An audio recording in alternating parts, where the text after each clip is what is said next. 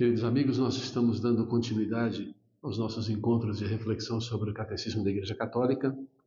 Na última reflexão nós paramos no número 35, concluímos aquela epígrafe sobre as vias de acesso ao conhecimento de Deus.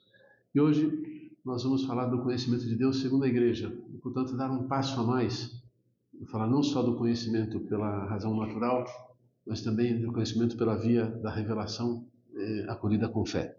Nós passamos então a comentar o número 36 do Catecismo, sob a epígrafe O Conhecimento de Deus segundo a Igreja. O número 36 diz assim, citando o Concílio Vaticano I: A Santa Igreja, nossa Mãe, sustenta e ensina que Deus, princípio e fim de todas as coisas, pode ser conhecido com certeza pela razão natural, pela luz natural da razão humana, a partir das coisas criadas. Então, esse texto precisamente do Concílio Vaticano I, pode ser encontrado no volume do Denzinger Schometzi, número 3004. O que é que significa isso? Que a Igreja declara solenemente, como dogma de fé, que a razão humana criada é capaz de conhecer a Deus, de conhecer com certeza a existência de Deus, de conhecer com certeza a providência de Deus que governa o mundo, e nós vamos ler um outro texto mais adiante sobre esse assunto, e é capaz de ter um conhecimento até de um Deus pessoal. Portanto, sem esta capacidade, a Igreja nos ensina que o homem não seria capaz de acolher a revelação. Vejam, a revelação de Deus. O homem tem essa capacidade por ser criado à imagem de Deus. E aqui é preciso fazer uma premissa para falar dos modos de conhecimento que a razão humana cintila da razão divina recebida pelas criaturas, o modo como se conhecem as coisas, né? No conhecimento angélico, quer dizer, no conhecimento que é próprio dos anjos, que são puros espíritos, o anjo, por intuição direta, adquire o conhecimento das coisas, das realidades que são próprias da sua natureza metafísica também, né? Então, o anjo chega ao conhecimento das coisas por intuição direta. Ele entra em comunicação direta com aquilo que deve ser conhecido e o conhece uma vez para sempre. O conhecimento humano se dá de um modo histórico, temporal, portanto, se dá por etapas e não é imediatamente por intuição direta. A razão humana, o ser humano, entra em comunicação com as coisas criadas pela mediação dos sentidos. Os 5 sentidos nos ajudam a entrar em contato com as coisas criadas e, portanto, a partir desse contato com as coisas criadas, sejam seres inteligentes, sejam seres racionais ou irracionais, sejam, enfim, qualquer qualidade de seres que possam ser, vamos dizer assim, sensivelmente conhecidos, ou com o qual nós podemos entrar em comunicação pelos sentidos. Então, esses são os objetos dessa forma de conhecimento da qual passo a falar. Ao ver uma coisa, ao tocar alguma coisa, os nossos sentidos enviam uma mensagem à alma, podemos dizer hoje ao cérebro, mas vamos pensar ao espírito. Os sentidos físicos mandam a mensagem ao espírito, criando o que os medievais chamavam de fantasmata, ou imagens. Essas imagens são tomadas pelo intelecto na forma de ideias ou conceitos. E a razão humana, colocando ideias ou conceitos adquiridos pela mediação dos sentidos em relação entre si, começa a raciocinar, a fazer argumentos e depois raciocínios. O argumento portanto, uma sentença em que se colocam ideias em relação. E o raciocínio se colocam sentenças ou argumentos em relação entre eles, de tal modo que o discurso fica mais complexo. E somos capazes de fazer ciência. Mas voltando um pouco, a importância dos sentidos para nós e a confiança, ainda que relativa nos sentidos, é tão grande que os filósofos clássicos diziam que nihil est in intellectu quod non fuerit prius in sensu. Não há nada no intelecto humano que não tenha passado primeiro pelos sentidos.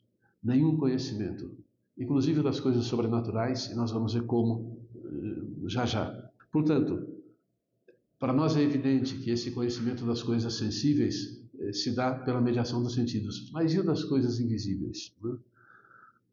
Nós falávamos no outro encontro nosso do conhecimento de Deus, da possibilidade do conhecimento de Deus, da qual o homem é capaz, né? Então, há uma capacidade humana, o homem é capaz de Deus, como dizíamos há uns encontros atrás. Então, essa capacidade de conhecer a Deus passa também pelos sentidos.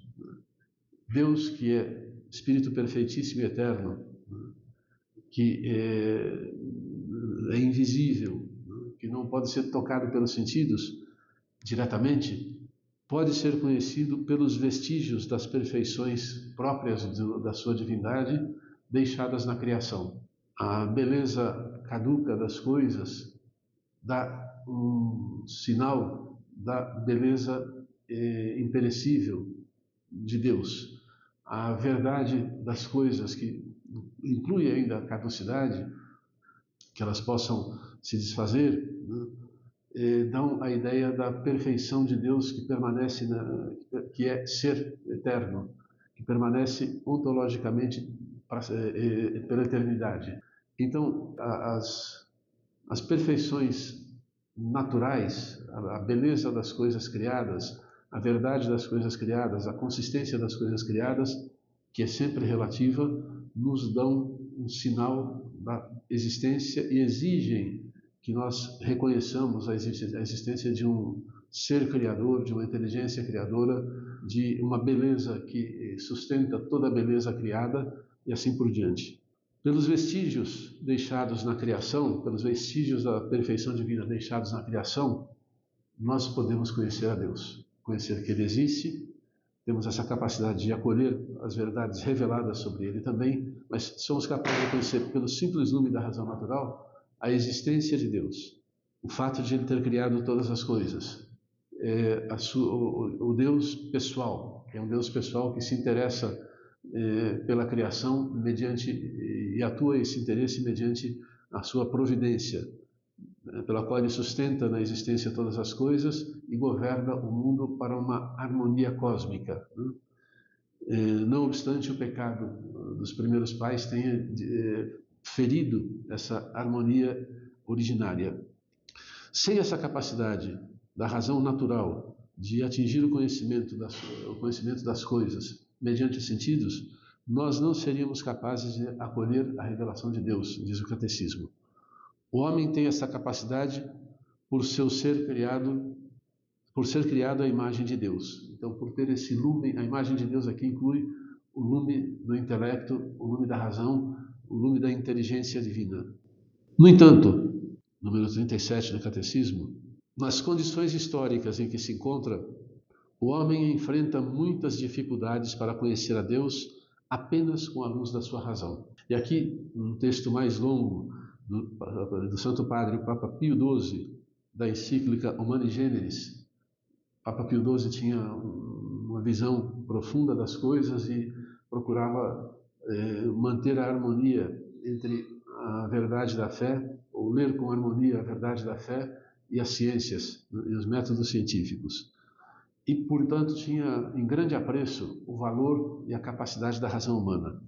E diz ele assim: embora a razão humana, absolutamente falando, possa chegar com suas forças e iluminaturais ao conhecimento do verdadeiro e certo de um Deus pessoal que governa e protege o mundo com a sua providência, bem como chegar ao conhecimento da lei natural impressa pelo Criador em nossas almas, de fato, muitos são os obstáculos que impedem a mesma razão de usar eficazmente e com resultado essa sua capacidade natural. Então, de fato, nós temos muitos obstáculos que são frutos das feridas que o pecado deixou nos nossos atributos, nas nossas capacidades espirituais e corporais, né? Então, a nossa inteligência não é límpida nem direta como a dos anjos, e a nossa capacidade de interpretação das informações dadas pelos sentidos, às vezes, se equivoca. É perfectível, pode ser mais perfeita. O fato de que Deus tenha dado uma revelação, inclusive das coisas que nós podemos conhecer pela razão, pelo número natural da razão, significa que Ele quer que nós tenhamos segurança daqueles conhecimentos que são necessários para a nossa realização, ou a realização da nossa vocação nessa terra e para que alcancemos o nosso destino eterno, que é a vida feliz em Deus. Mas segue o Papa Pio XII. As verdades que se referem a Deus e às relações entre os homens e Deus são verdades que transcendem completamente a ordem das coisas sensíveis. E quando essas verdades atingem a vida prática e a regem, requerem sacrifício e abnegação. Então, quando se trata do nosso relacionamento com Deus, do relacionamento entre nós, as verdades transcendem a capacidade sensível, meramente sensível de conhecer as coisas, e mais ainda, de encontrar a razão pela qual essas verdades transformadas ou vistas como valores requerem na vida prática sacrifício e abnegação. Ou seja, o caminho da cruz pode ser conhecido também porque a realidade se impõe. Nós somos pessoas que sofrem na história, mas compreender o sentido do sofrimento é coisa que não se atinge facilmente com a simples luz da razão natural. A inteligência humana, na aquisição destas verdades, encontra dificuldades tanto por parte dos sentidos e da imaginação, como por parte das más inclinações provenientes do pecado original, coisa que dizíamos há pouco, né? Razão pela qual vemos que os homens, em tais questões, facilmente procuram persuadir-se de que seja falso, ou ao menos duvidoso, aquilo que não desejam que seja verdadeiro. Diante do sofrimento, nós podemos ter essa tentação de considerar como falso, ou como, pelo menos muito duvidoso, aquilo que nós não desejamos que seja verdadeiro, e, sendo verdadeiro, verum bonum ac pulcrum convertuntur. E sendo verdadeiro, o bem, a verdade e a bondade se convertem, se identificam. Nós, se não aceitamos como verdadeira uma coisa, ela passa a ser não boa e de beleza discutível, e, portanto, não nos atrai. E o fato de uma verdade não nos atrair não significa que ela seja menos boa e que nela haja menos beleza. Aqui o Santo Padre Pio XII lembra que somente com a revelação é que nós somos capazes de superar os obstáculos, os inúmeros obstáculos que são colocados no conhecimento dessas realidades sobrenaturais. Segue o Catecismo, número 38. O homem tem necessidade de ser iluminado pela revelação de Deus, não somente sobre o que ultrapassa o seu entendimento, como, por exemplo, as pessoas da Trindade. A unidade e trindade de Deus ultrapassa o nosso conhecimento natural. Não é possível conhecer o Deus uno e trino pela simples razão natural. Mas, por exemplo, a lei natural é possível conhecer. Ela se resume nos 10 mandamentos, ou mais ainda, na sindérese da razão, que é fazer o bem e evitar o mal. E na regra de ouro, ama teu próximo como a ti mesmo. O que quiseres que te façam, faze-o também tu a eles, né?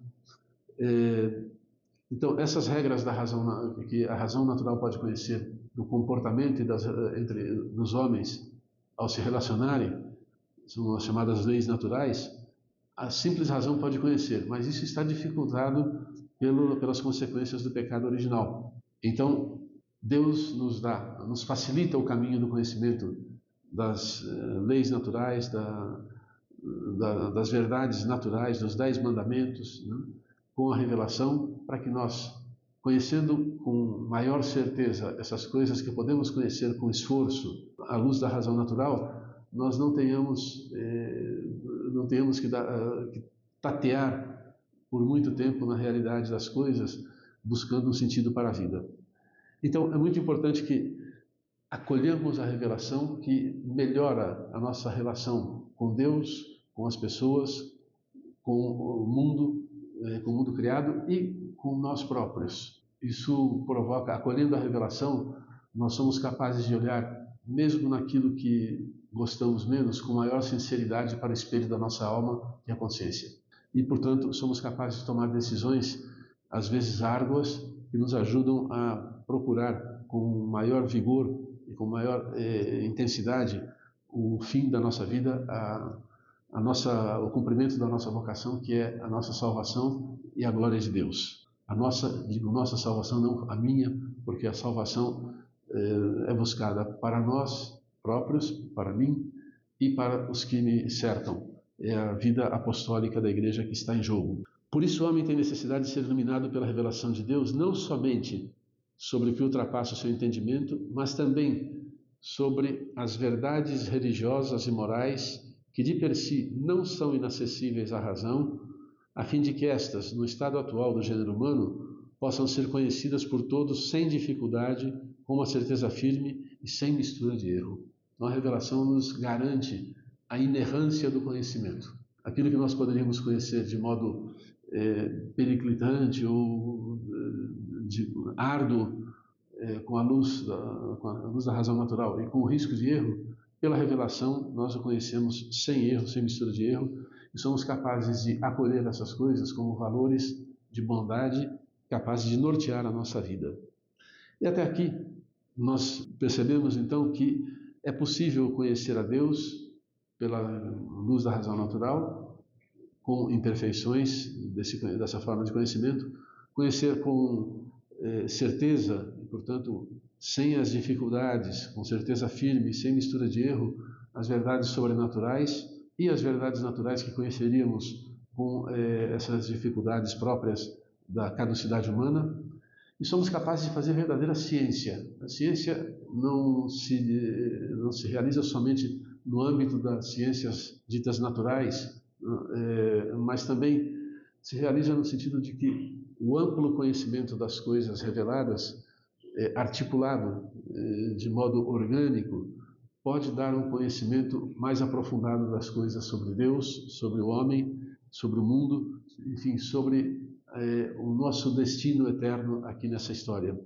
Isso tem um nome. Santo Tomás de Aquino chama na Suma Teológica Scientia Sanctorum ou teologia.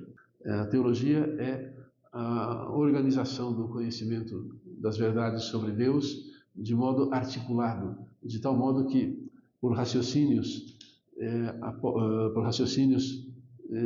humanos, a partir de verdades reveladas, nós cheguemos a um aprofundamento cada vez maior das coisas sobre Deus.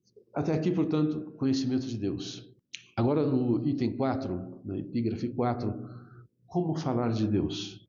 É possível atingir o conhecimento de Deus e o catecismo nos toca, nos impele aí a dar um passinho adiante ainda. Do conhecimento de Deus que eu recebo, eu posso transmiti-lo aos outros. Como falar de Deus? Epígrafe 4, número 39 do Catecismo. Diz o texto do Catecismo: ao defender a capacidade da razão humana de conhecer a Deus, a Igreja exprime a sua confiança na possibilidade de falar de Deus a todos os homens e com todos os homens. O que é que significa isso? Se é possível ao intelecto humano atingir o conhecimento de Deus, mesmo pela via da revelação, é possível transformar esse conhecimento em linguagem humana falada, em linguagem comunicativa. É possível falar com palavras humanas das coisas do Deus Altíssimo. Então, um conhecimento humano, ainda que com fundamento sobrenatural, como é o caso do conhecimento da doutrina sobre a Trindade, da doutrina sobre a redenção, um Deus redentor, sobre o mistério da encarnação, é possível, então, comunicar Deus. Eu não só sou capaz de Deus, de conhecer a Deus, pela via do lume natural da razão e pela via da revelação divina, como sou capaz de, obtido esse conhecimento, falar com linguagem humana adequada sobre o mesmo Deus. E com esse discurso, com essa transmissão dos conhecimentos sobre Deus, contando com a graça sobrenatural, atingir os corações das pessoas, que é o que nós chamamos de evangelização. Esta convicção está na base do seu diálogo com as outras religiões, com a filosofia e com as ciências, como também com os não crentes e os ateus. Ou seja, a Igreja tem, vamos usar a palavra, uma palavra que aqui é arriscada, né? Mas vamos dizer assim, a Igreja tem fé na razão humana. A razão humana é capaz de conhecer a Deus. E ela tem fé na razão que é compartilhada com homens de todos os credos, com homens sem credo algum, com homens que não têm religião, com homens que não acreditam ou que rejeitam a existência de um Deus. Por quê? Nós somos capazes de pensar junto com todos os homens e é preciso redescobrir o caminho, mediante o caminho da linguagem, uma linguagem, vamos dizer assim, entre aspas, ecumênica, uma linguagem pela qual nós sejamos capazes de transmitir aos outros os conhecimentos que temos e que também saibamos acolher deles conhecimentos que têm que possam nos ajudar a purificar as imperfeições dos conhecimentos que obtivemos por via natural. Ou mesmo de imperfeições da razão teológica, que é uma articulação humana do pensamento sobre as coisas de Deus. Né? Então, é sempre muito importante que nós estejamos em diálogos com homens de todas as expressões intelectuais e religiosas, para que saibamos, como dizia São Pedro, dar as razões da nossa esperança. Só podemos falar de Deus a partir das criaturas e segundo o nosso modo humano e limitado de conhecer e de pensar. Número 40 do Catecismo. Um passo antes dizia assim: uma vez que o nosso conhecimento de Deus é limitado, também limitada é a nossa linguagem sobre Deus.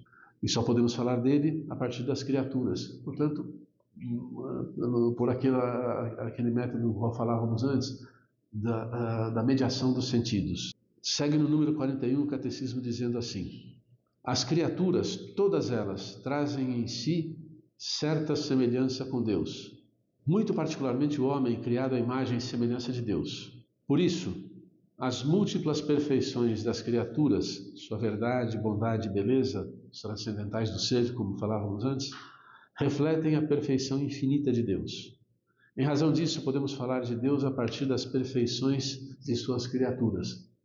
Podemos conhecer a Deus, ter acesso ao conhecimento de Deus pelas perfeições das criaturas e podemos falar dele a partir da percepção dessas perfeições, pois a grandeza e a beleza das criaturas fazem, por analogia, contemplar o seu autor. São palavras do livro da Sabedoria, capítulo 13, versículo 5, que nos dão a ideia de quão importante é confiar, que a Igreja confie na razão humana, na capacidade de chegar, pelo conhecimento analógico, a contemplar o amor de Deus. Não só a sua existência, a sua providência, mas também o amor. Deus transcende toda criatura. Transcender, vai muito além. Deus vai muito além de toda criatura. Por isso é preciso incessantemente purificar a nossa linguagem daquilo que possui de limitado, de proveniente da pura imaginação, de imperfeito, para não confundirmos o Deus inefável, incompreensível, invisível, inatingível com as nossas representações humanas. Nossas palavras humanas permanecem sempre aquém do mistério de Deus. Vejam, o risco que nós temos ao falar de Deus é o risco no qual caíram muitas culturas pagãs de nos limitarmos às imperfeições da nossa linguagem. Podemos dizer o seguinte: o Olimpo, o panteão romano, eram cheios de deuses que eram a expressão exponencial dos vícios e virtudes humanas. Era uma projeção das imperfeições humanas no além, no Olimpo, no panteão, no lugar onde habitavam, entre aspas, os deuses. O cristianismo exige um passo diferente, que as perfeições de Deus nos purifiquem das nossas imperfeições. A perfeição infinita de Deus deve nos livrar de todas as imperfeições no ato de conhecer e no ato de transmitir o conhecimento obtido. Aqui se diz que Deus é inefável, incompreensível, invisível, inatingível. Existe uma corrente teológica, sobretudo nos padres orientais, das igrejas orientais, então, dos ortodoxos e dos orientais católicos, uma tradição muito forte do conhecimento apofático de Deus. Quer dizer, de Deus eu posso falar muito mais do que ele não é, do que o que ele é. E vejam essas palavras: inefável. In é negação. Incompreensível. Deus é mais incompreensível do que compreensível. Invisível. Deus não se vê. Então, eu estou falando só por negações, ou por perfeições negativas de Deus, não? É inatingível. Nós não podemos atingir Deus por conta própria, é tudo graça. Então, Deus é inefável, incompreensível, invisível, inatingível com as nossas representações humanas. É importante ver essa segunda parte. Então, as nossas palavras humanas permanecem sempre aquém do mistério de Deus. E essa teologia apofática diz isso, que por mais que a gente tente, o melhor jeito de falar de Deus é o silêncio. Certamente nós temos necessidade de comunicar Deus aos outros, de perceber como Deus se comunica com a nossa pessoa, com a nossa história, com a nossa vida. Mas isso dá uma vantagem. Por mais que eu conheça Deus, e a vantagem é essa, né? Por mais que eu conheça as coisas de Deus, eu estou sempre aquém de quem é Deus. Eu posso sempre buscar mais, ter mais sede. Posso dizer sempre, como Jesus na cruz dizia, tenho sede, posso dizer sempre, tenho sede de Deus. A minha alma tem sede de Deus, pelo Deus vivo anseia com ardor. Isso, essa sede é uma sede que nunca se sacia suficientemente.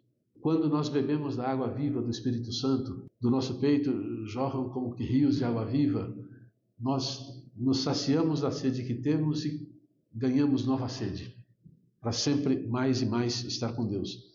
Isso tem uma projeção também na eternidade. Quando nós formos chamados à vida nova com Deus, à vida definitiva, algumas pessoas dizem assim, mas vai ser monótono, porque aí eu já vou ter conhecido a Deus, eu já vou ver a Deus. Sim, mas é uma visão inesgotável. Deus não se esgota. E mesmo com a nossa natureza humana glorificada, Deus não se esgota. E o conhecimento dele não se esgota.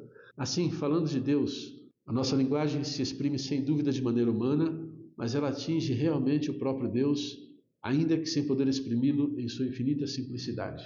E, vejam, aqui é bonito ver que a mais perfeita, a perfeição mais delicada, mais difícil de nos apropriarmos dela, de Deus, é a absoluta simplicidade. Deus é um. O Senhor, teu Deus, é um. A simplicidade da natureza e a unidade da natureza divina e a trindade da pessoa.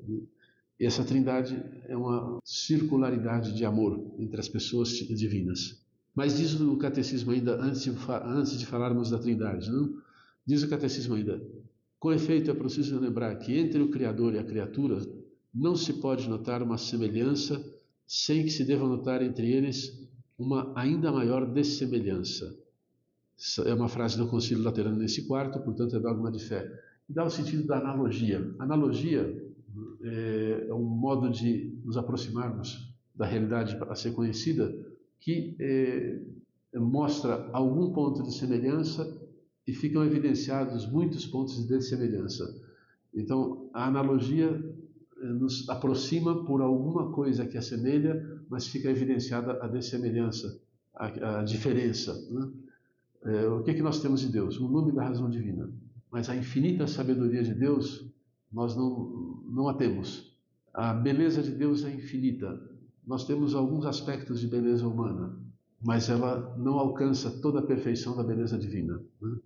Então, a analogia é um método que é muito empregado para conhecer as coisas das quais nos distanciamos, mas com as quais temos algum ponto de contato, não? E segue ainda o catecismo. Não podemos apreender de Deus o que Ele é, mas apenas o que Ele não é, e de que maneira os outros seres se situam na relação com Ele. Então, a analogia mostra esse caminho de conhecimento. Entre o Criador e a criatura não se pode notar uma semelhança, sem que se deva notar entre eles ainda uma maior diferença ou dessemelhança. E que não podemos apreender de Deus o que Ele é, mas apenas o que Ele não é, e de que maneira os outros seres se situam em relação a Ele. Então, esse é um tema muito delicado, sobre o qual já correram rios de tinta na filosofia e na teologia, mas que para nós é muito simples dizer o seguinte: nós podemos conhecer a Deus pelo que Ele revela de si mesmo, mas o que nós não conhecemos é muito grande, não? Nós conhecemos de Deus e Deus nos revela nesse conhecimento tudo aquilo que é necessário para a nossa salvação. E aqui vamos concluindo para entrar dentro de um novo capítulo de como Deus vem ao encontro dos homens. Nós poderíamos fazer um breve resumo dessas coisas vistas nesses dias, ou nesses nossos encontros, mas podemos dizer o seguinte: o homem, por natureza e vocação, é um ser religioso. Ele é capaz de Deus. É feito para viver em comunhão com Deus, no qual ele encontra a sua felicidade. Diz um texto de Santo Agostinho: quando eu estiver inteiramente em vós, nunca mais haverá dor nem provação. Repleta de vós por inteiro, minha vida será verdadeira. Então é o conhecimento da intimidade quase conjugal entre a natureza humana e a natureza divina, que dá a perfeita felicidade. Quando escuta a mensagem das criaturas e a voz de sua consciência, o homem pode atingir a certeza da existência de Deus, causa e fim de tudo. A Igreja ensina que o Deus único e verdadeiro, nosso Criador e Senhor, pode ser conhecido com certeza por meio dos vestígios deixados nas suas obras, graças à luz da razão natural, à luz natural da razão humana.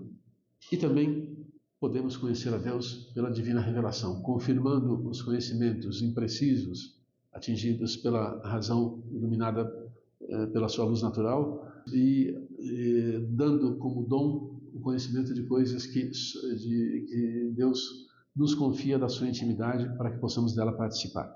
Que o Senhor nos abençoe a todos e que nós continuemos a rezar, a saborear essas palavras do Catecismo e a saborear a doutrina da Igreja. Até a próxima.